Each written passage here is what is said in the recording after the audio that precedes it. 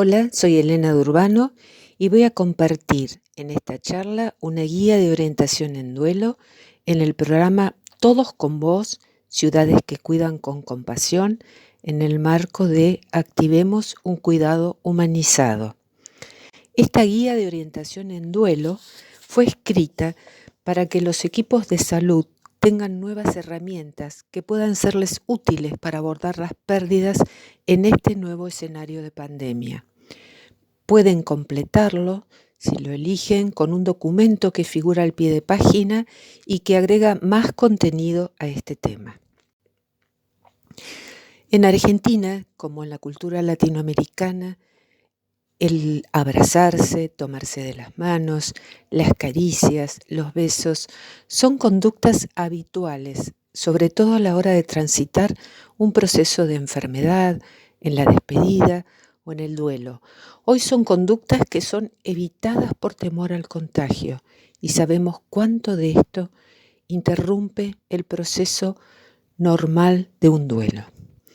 También es cierto que en Argentina la situación social en tiempos de pandemia está afectada seguramente por otras crisis concurrentes, pérdidas económicas, laborales, relacionales, habitacionales, etcétera, que pueden también sumar dificultades al proceso de duelo. Ahora bien, dadas las condiciones socioeconómicas de nuestra población, que es bastante heterogénea y con diferentes niveles de accesibilidad o adherencia a los seguimientos sugeridos, a los equipos de salud nos suele ocurrir que tenemos entrevistas que en realidad el motivo es alguna otra demanda que no tiene que ver con el duelo, que uno en realidad trata de derivar cuando es un tema tan específico de pérdida a un especialista, pero que todos sabemos que gran parte de la población que atendemos, sobre todo en el ámbito público, no va a acceder a este seguimiento. Entonces, el objetivo de este documento es poder dar algunas herramientas para el equipo de salud para que justamente esta entrevista, que a lo mejor es la única, sea un espacio de consulta que lo valide como oportunidad. El primer punto que sugerimos es cuidar el encuadre de la entrevista y no perder de vista que el objetivo es lograr que la persona que estamos entrevistando ponga en palabras sus emociones y que usted las pueda legitimar. La gente que sufre no está esperando una respuesta precisa. Sí necesita ser escuchada, apoyado y validado en su dolor. También es importante permitir que los deudos expresen sus emociones y sentimientos con libertad. Y si aparece el silencio y ustedes advierten que es un silencio productivo y fértil, manténganlo, porque es un momento en el que en algún punto uno está estableciendo un vínculo más interno de escucha empática. Den espacio sin sugerir qué hacer ni juzgar. Tener en cuenta que los sentimientos y emociones más que comunes que aparecen en un duelo son la tristeza y el enojo. La persona en duelo suele sentir que su dolor es único y que nadie lo entiende. Es cierto que desde nuestra óptica, los equipos de salud sabemos que estas pérdidas hoy pueden ser colectivas en el contexto de una pandemia, pero no hay que olvidarse de que el duelo es único para el que lo transita y que también lo va a transitar y a tramitar acorde a sus posibilidades y a sus singularidades. Desmistificar la idea generalizada que la duración de un duelo normal transcurre en un periodo determinado. Es preferible, si surge esta pregunta, no estratificar el proceso para no agregar ansiedad al encuentro, recordando que cada duelo es singular. Comprender que puede haber sensaciones que se parecen a la locura. De pronto puede verse a la persona que se ha perdido, puede escuchar su voz, puede vivir sueños tan vívidos que parezcan reales, pero estas son percepciones que son esperables dentro de un proceso de duelo normal. Validar que cuando un ser querido muere es frecuente tener dificultades en concentrarse o sentirse cansado y sin apetito, no conciliar el sueño. Es importante acá recuperar esta idea de las rutinas que tanto las proponemos en pandemia para que la gente pueda recuperar sus horarios de sueño, sus horarios de alimento, aunque probablemente no logre en este periodo concretarlos. Y un tema muy importante es propiciar el llanto, ya que el llanto puede ser reparador y es un modo de canalizar tanto dolor. En general, en los duelos pueden aparecer autorreproches, la sensación de que siempre uno tendría que haber hecho algo diferente, pero les podemos agregar estas preguntas en una pandemia. ¿Por qué ha aparecido este virus? ¿Se podría haber evitado con medidas más drásticas? ¿Cómo no me di cuenta antes de lo que pasaba? ¿Y si le hubiéramos traído a casa estos días? ¿Habrá sufrido? Estas dudas también contextuémoslas en un momento en el que quizás el familiar no pueda estar cerca de su ser querido en el momento final ni con los ritos funerarios. También el duelo moviliza cuestiones relacionadas a la culpa. Y esto también va de la mano a los autorreproches, que podría haber hecho de diferente, si hubiese consultado con otro médico, si lo hubiese llevado a otro lugar.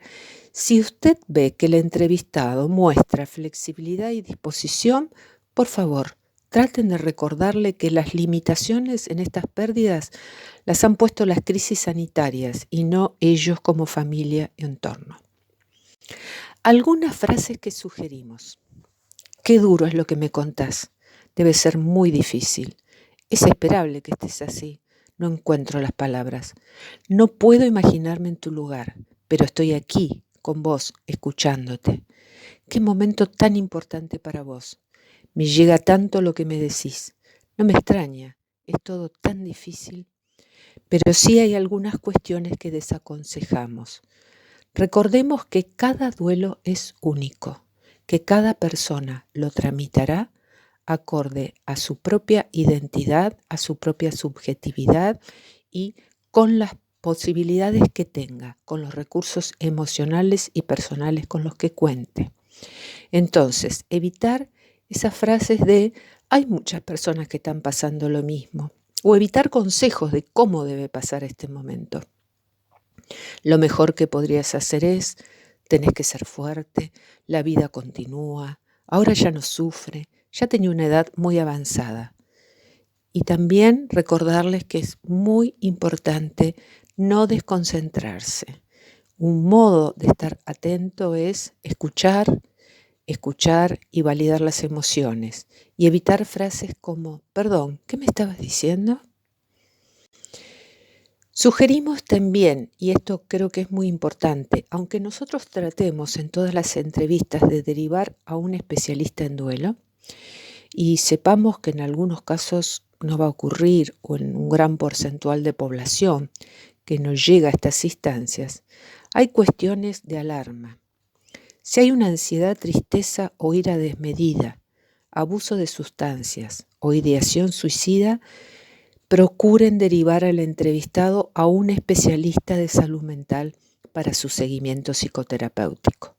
Por lo menos en esta entrevista, que esa persona se vaya con la clara concepción de que necesita una ayuda de un especialista. ¿Y qué pasa con los niños y los adolescentes cuando hay pérdidas? En general, cuando una familia es atravesada por una pérdida, uno de los criterios habituales de los adultos es excluir a los niños de la escena, porque es un modo de protegerlos. Pero no debemos olvidar que los niños captan lo que sucede y lo manifiestan a veces en diferentes modos, en sueños, fantasías o a través de conductas que no son las habituales. También es importante permitirse llorar frente a ellos, ya que es una muestra que ante una pérdida uno como adulto sufre, siente y lamenta. Cada niño o adolescente también atravesará este periodo de modo singular y personal y tramitará el duelo según los mecanismos adaptativos con que cuente. Esto es muy importante porque habrán visto que en varios momentos subrayo la particularidad de que cada duelo es singular. En cuanto a cómo hablar con los niños y adolescentes, hay otro video que después pueden consultar, que está en la página donde la doctora Ruth Kidman profundiza sobre este tema. Y finalmente, ¿qué pasa con los duelos en personas con discapacidad y adultos mayores? En general vemos en esta pandemia que hay una gran proporción de gente de edad mayor que muere. Pero hay un imaginario social tal como que aquel que ya tenía una discapacidad o que la ha adquirido por alguna enfermedad crónica o porque ya tiene una edad avanzada, está más preparado para una instancia de duelo. En cambio, lo que nosotros proponemos es respetar esta singularidad mostrando disponibilidad para acompañar, ser receptivos a la expresión de emociones y necesidades, generar espacios donde puedan sentir seguridad y cuidado, especialmente ante el desamparo que implica una pérdida y el impacto emocional de la crisis que atravesamos actualmente. Muchísimas gracias por escuchar esta charla. Continuará en una segunda parte y les agradecemos desde el programa Todos con Vos, ciudades que cuidan con compasión, activando un cuidado compasivo y humanizado.